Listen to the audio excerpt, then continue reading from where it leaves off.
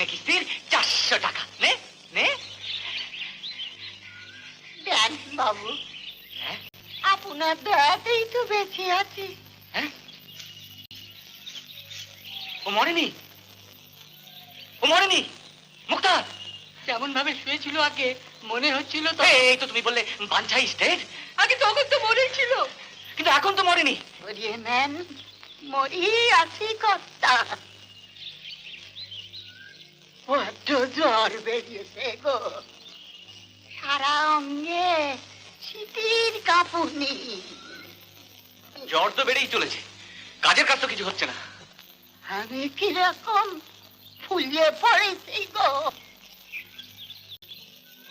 ওই ফোলাই তো ঝোলাচ্ছে, এত ফোলার পর মানুষে কি করে বাঁচে?